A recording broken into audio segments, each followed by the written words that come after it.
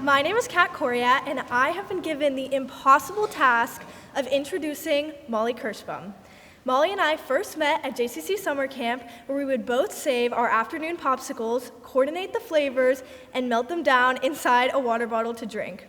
This experience encapsulates Molly and how I've grown to know her. Absolute genius. Molly is one of the smartest and most nonchalant people I know. Her nickname, greatest ever in the history of mankind, has been awarded to her in high regard by Mr. Sohn because she truly is that. She's humble, incredibly smart, and a genuinely kind person. So now, I give you the Molly Suzanne Kirshbaum.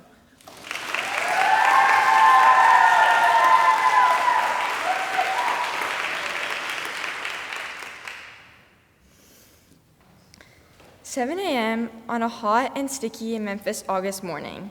Soccer bag and energy drink in hand as I exit my garage and approach my gray Acura MDX, parked parallel to the side of my house.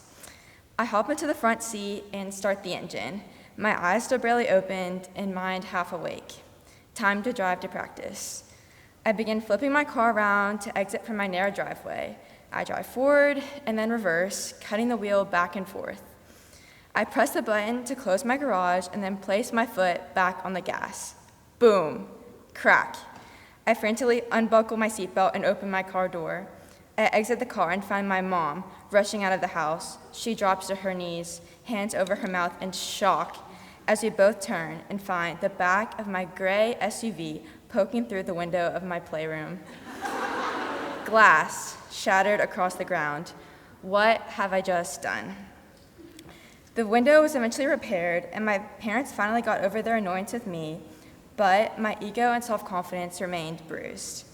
I told a handful of friends about the incident, but as other people found out and asked me about it, I began feeling extremely embarrassed and disappointed in myself.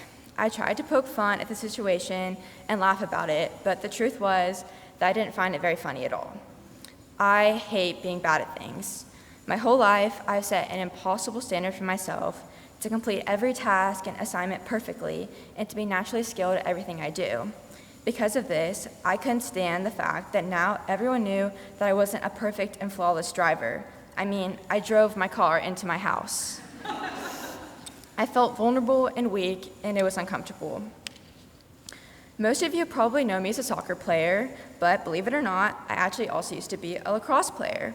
Well, at least for the 3 weeks I attended fall ball in 8th grade.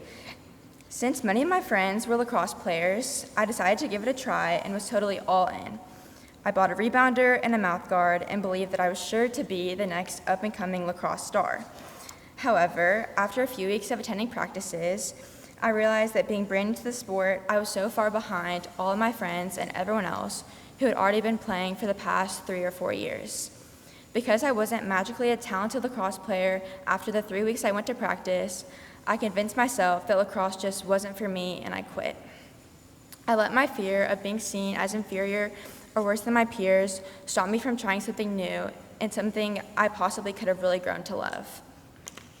I may not have been a perfectly skilled driver a mere 4 weeks after getting my license, and also wasn't an insane lacrosse star from only 3 weeks of practice, but these are impossible standards that I set for myself that only led to disappointment and frustration. I'm not always going to be amazing or talented at everything I do, and especially not right away. Skills are obtained through diligence and hard work, and just because something doesn't come naturally right away doesn't mean that it can't be achieved eventually. More importantly, I can't expect myself to be flawless all the time. Even Olympic athletes have bad games or competitions, and even the best driver can crash their car. If I live my life scared to mess up and scared to be seen as imperfect, I will miss out on the joy of living and learning from my mistakes. I will also miss out on the growth that comes from trying and failing until you finally get it right. So, I suggest to you to put your ego aside and be content with messing up, because sometimes drive and reverse just look awfully similar. Thank you.